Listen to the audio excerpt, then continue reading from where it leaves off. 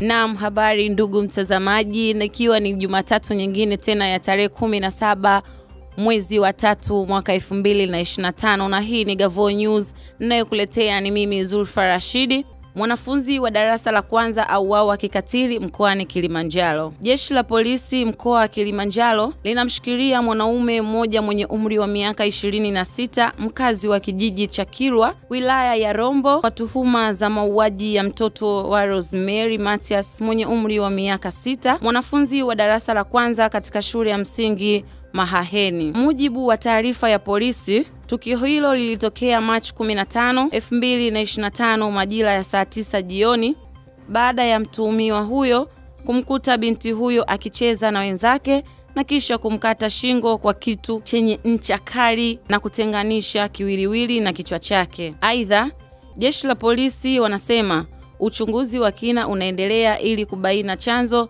cha tukio hilo. Baada ya uchunguzi kukamilika, mtuhumiwa atafikishwa mahakamani kujibu tuhuma zinazomkabili. Aidha, mwili wa marehemu umehifadhiwa katika hospitali ya Huruma, wilaya ya Rombo, kusubiri uchunguzi wa kitabibu na taratibu nyingine za mazishi. Mkuu wa polisi Chanika afariki kwa ajali mbaya leo Dar es Salaam. Ajali mbaya imetokea leo jijini Dar es Salaam katika eneo la Gongo la Mboto Mwisho kwenye kilima cha kuingilia Pugu Sekondari. Ajali hiyo imepelekea kifo cha aliyekuwa mkuu wa polisi Chanika OCD Awadhi Mohamed Chiko. Aidha, ajali hiyo ilisababishwa badala ya gari aina ya Incha lililotanua na kufuata upande wa pili, ambapo gari la OCD wa Awadhi akiwa kwenye Prado na kumgonga. Ajali hiyo imepelekea kifo cha aliyekuwa mkuu wa polisi Chanika OCD Awadhi Mohamed Chiko.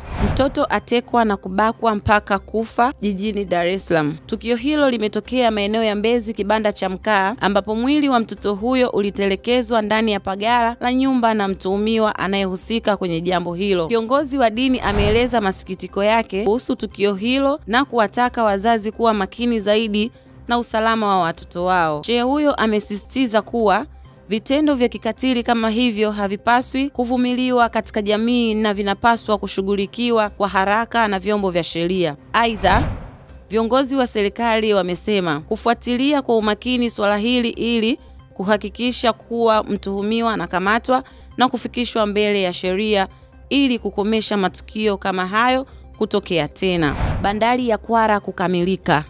Katibu mkuu wa Wizara ya Habari, Utamaduni, Sanaa na Michezo na msemaji mkuu wa serikali Gerson Msigwa amesema serikali imejenga bandari ya Kwala ili kuhimili msongamano uliopo katika bandari ya Dar es Salaam. Amesema kwa mwaka bandari hiyo itakuwa ikihudumia kontena 300,000 na tangu mradi huo uanze kontena 800 zimeshahudumiwa na mpaka sasa kontena 400 zimeshatolewa kwenye bandari hiyo kwenda nchi jirani za Rwanda, Malawi, Zambia na Jamhuri ya Kidemokrasia ya Kongo. Aidha, Msigwa ameeleza hayo wakati wa mkutano wa waandishi wa habari katika eneo la bandari kavu ya Kwala iliyopo mkoani Pwani. Tanzania yazidi kupaa duniani. Rais Mwinyi amesema mashindano ya Qur'ani ya mabara tofauti yaliyohitimishwa Dar es Salaam jana yanaendelea kupandisha hadhi ya nchi. Hata hivyo, wazazi wanatakiwa kuweka mkazo katika kuwainisha watoto elimu ya dini na kuendeleza upendo katika mwezi huu wa Ramadhani. Kiwango cha Tanzania bara kuchukua nafasi ya 5 sio kidogo kwa nchi yetu, huku nafasi ya kwanza ikienda Urusi, ya pili kwenda Libya, ya 3 Misri na ya 4 kwenda Guyana, Amerika Kusini, huku nafasi ya 5 ikichukuliwa na Kasim Ayub Salim mwenye umri wa miaka 22 kutoka Tanzania bara na kujinyakulia shilingi milioni 5,380,000 za Kitanzania. Na tukihamia huko Vatican imetoa picha ya kwanza ya Papa Francis tangu alipolazwa hospitali mwezi mmoja uliopita. Mapema Jumapili, katika ujumbe wake, Papa Francis alisema amepitia kipindi cha majaribio alipokuwa akiwashukuru watu wanaomtakia mema kwa maombi yao na kuombea amani katika nchi zilizoathiriwa na vita.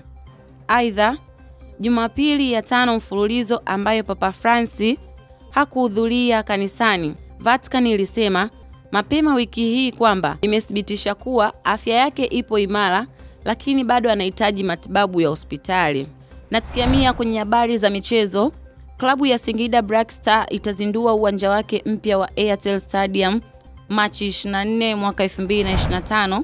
Uwanja huo utazinduliwa na mechi ya kirafiki kati ya Singida Black Star dhidi ya Yanga Sports Club. Na tukihamia katika timu za Ulaya, timu ya Manchester United yatembezea kipigo kizito Leicester City kwa kichapo cha bao 3-0. Na huku klabu ya Liverpool imeshindwa kutoa kombe la Carabao baada ya kutembezewa kipigo na Newcastle 2. Na hayo ndio tulokuandalia leo katika kipindi cha Gavoo News.